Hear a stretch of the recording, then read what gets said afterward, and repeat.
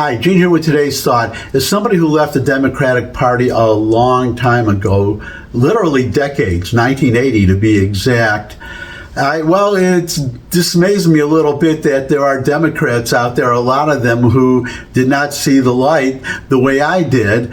And it's heartening. Well, they didn't in those days. They didn't have red pills and blue pills. If you don't know what red pill, blue pill is, I'm sure most of you do, but for those of you who don't, there was a movie called The Matrix, and the hero is living, a mysterious stranger comes to visit him and tells him that he's been living in a simulation, a computer simulation or something, and not seeing the way the world is, and he's given a choice. He's given a red pill and a blue pill.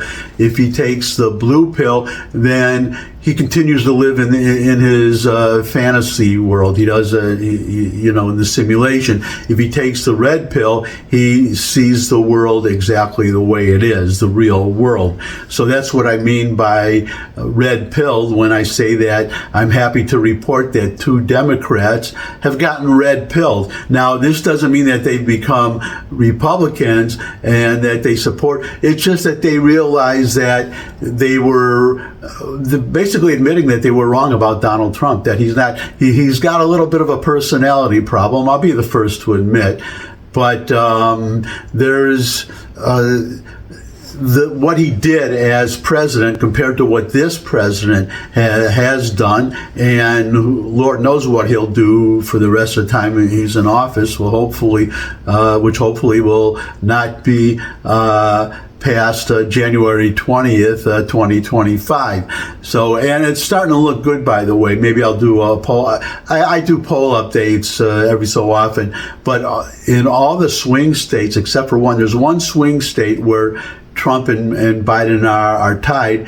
In the other swing states, Trump is comfortably ahead, and from the one analysis I read is that to make up for that, Biden is going to need something like a 3 or 4 point. He's going to need a very big lead in the popular vote to turn that around.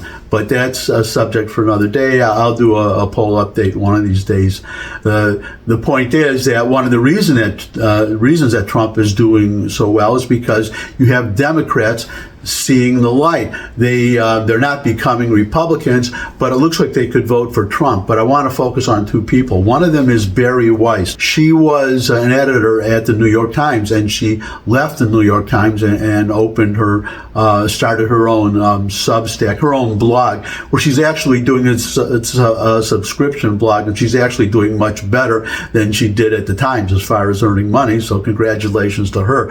But she left because of the anti-Semitism at the New York Times, and now she's seeing how the New York Times, she's out of the New York Times, but she's seeing how the Biden administration, there are just so many people in that administration who are anti-Israel, to be frank, and even pro-Iran. Maybe you heard about Robert Malley, who was he was a point man on negotiating the nuke deal with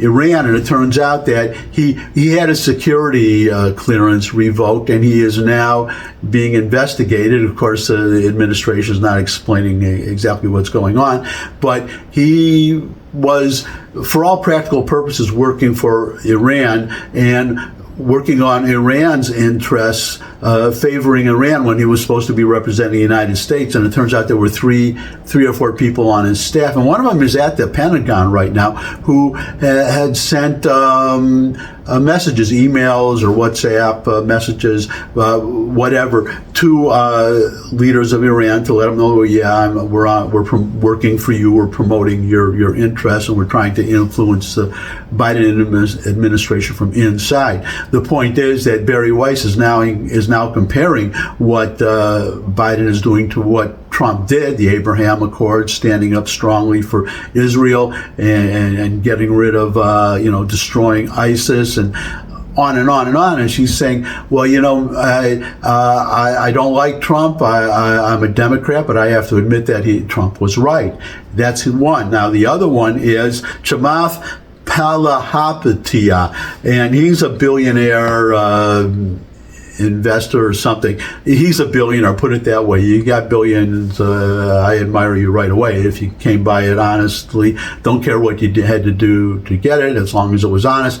Anyways, he came out, same thing as Barry Weiss, saying that, as I look back now, Trump was right. He was actually a pretty good president. Now, Barry White, she has some quotes on her, written quotes on her website, so I'm just summarizing what she said, but Chamath Palihapitiya made a Twitter video, or there's a Twitter video, so I'm going to show you that right now so he can explain his change in opinion of Donald Trump in his own words. So, voted for Hillary Clinton. I voted for Joe Biden, but this is the honest assessment. The guy did, for the things that he was supposed to do, a good job, and for where every other president found a way to, frankly, make our situation a little bit worse, specifically around wars, he did not do that. And that is a huge accomplishment that I think needs to be acknowledged. As a Democrat who has been left homeless, who is now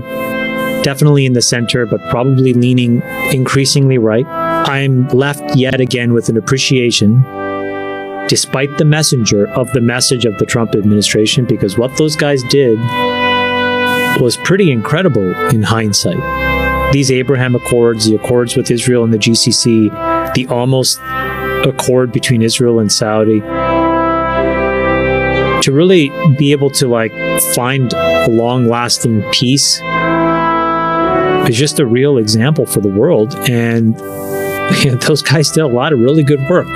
And it's a miracle, actually, when you look at it. What they did, despite the fact, listen, I'm no fan of Trump, and I am too homeless. But this is where, but can I say this? But if you want to objectively look at what they did, it was good work. It was great work. You have to. And in fact, this is a moment where you have to start to re-underwrite, is one's Trump derangement syndrome causing more damage than anything that Trump could have actually done?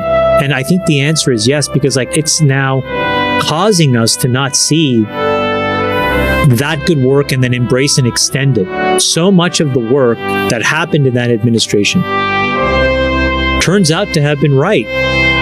And that's what's so frustrating for me. The work on the border wall. We didn't like the messenger, so we killed the message.